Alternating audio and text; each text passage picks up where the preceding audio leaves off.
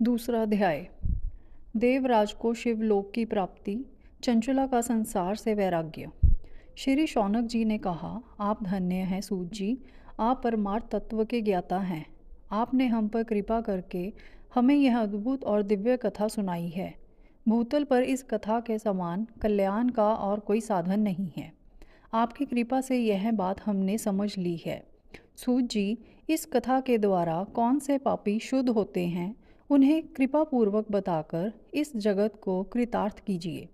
सूत जी बोले, मुने, जो मनुष्य पाप, दुराचार तथा काम, क्रोध, मद, लोभ में निरंतर डूबे रहते हैं, वे भी शिव पुराण पढ़ने अथवा सुनने से शुद्ध हो जाते हैं तथा उनके पापों का पूर्णतः नाश हो जाता है। इस विषय में मैं तुम्हें एक कथा सुनाता हूँ। देवराज ब्राह्मण की कथा। बहुत पहले की बात है कि रातों के नगर में देवराज नाम का एक ब्राह्मण रहता था। वह ज्ञान में दुर्बल, गरीब, रस बेचने वाला तथा वैदिक धर्म से विमुख था। वह स्नान संध्या नहीं करता था तथा उसमें वैश्यवृत्ति बढ़ती ही जा रही थी। वह भक्तों को ठगता था। उसने अनेक मनुष्यों को मारकर उन सब का धन हड़प लिया था। उस पापी ने थोड़ा सा भी धन धर्म के काम में नहीं लगाया था। वह वैश्यगामी तथा आचार भ्रष्ट था।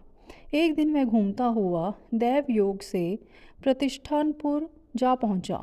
वहां उसने एक शिवालय देखा जहां बहुत से साधु महात्मा एकत्र हुए थे। देवराज वहीं ठहर गया। वहां रात में उसे ज्वर आ गया और उसे बड़ी पीड़ा होने लगी।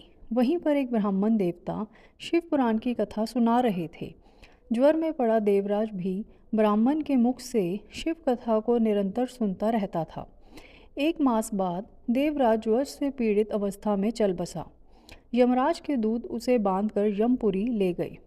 तभी वहां शिवलोक से भगवान शिव के पार्षदगण आ गए। वे कर्पूर के समान उज्ज्वल थे। उनके हाथ में त्रिशूल, संपूर्ण शरीर पर भस्म और गले में रुद्राक्ष की माला उनके शरीर की शोभा बढ़ा रही थी।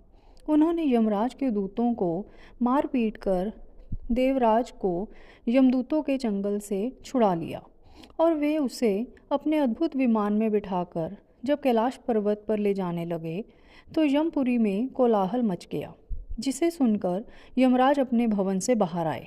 साक्षात रुद्रों के समान प्रतीत होने वाले इन दूतों का धर्मराज ने विधि पूर्वक पूजन कर ज्ञान दृष्टि से सारा मामला जान लिया। उन्होंने भय के कारण भगवान शिव के दूतों से कोई बात नहीं पूछी।